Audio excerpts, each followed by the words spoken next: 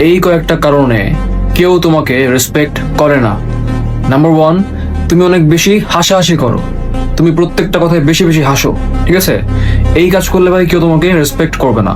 Number দুই, তুমি অনেক বেশি ওভার শেয়ার করো যে আমি কি চাই, আমার প্ল্যান কি, আমার ফিউচার প্ল্যান কি, আমার লাইফে কি চলে, আমার আম্মু বাবা কি করে, আমার ফ্যামিলিতে কি চলে, তুমি প্রত্যেকটা বিষয়ে অনেক বেশি ওভার শেয়ার করো, বেশি বেশি কথা বলো, ঠিক আছে? এগুলো করবো না।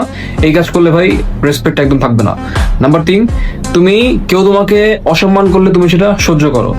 অসম্মান করলে ভাই সহ্য করা যাবে না। তুমি মনে করো যে আমি অনেক একা থাকবো, তুমি একা থাকতে ভয় পাও। তুমি মনে করো যে তুমি যদি নিজের পক্ষে স্ট্যান্ড নাও, যদি কাউকে তুমি কোনো কিছু বলো, সবাই তোমাকে ছেড়ে চলে যাবে, তুমি একা থাকবা, যার কারণে তুমি অসম্মান করলেও সেটা সহ্য করো। Don't do it. নাম্বার চার, তুমি না বলতে পারো না, ঠিক আছে? তোমার কোনো ব্যারিয়ার্স নাই, তোমার কোনো বাউন্ডারিজ নাই, যে তোমাকে যাই বলে তুমি, তোমার প্রবলেম হলেও তুমি না বলতে পারো না, তুমি হ্যাঁ হ্যাঁ নাও, এই কাজ করবো না ভাই। নাম্বার পাঁচ, তুমি অন্যের কাছ থেকে ভ্যালিডেশন চাও, তুমি অন্যের উপর ডিপেন্ড করো যে ভাই আমার কেমন লাগতেছে, বা আমার কাজটা ঠিক হচ্ছে কি ভুল হচ্ছে, আমি ঠিক নাকি ভুল, তুমি অন্যের অপিনিয়নের উপরে তুমি নির্ভর করো। You should have the confidence that what you are doing, ঠিক আছে? তো এই পাঁচটা কাজ ভুলেও করবা না।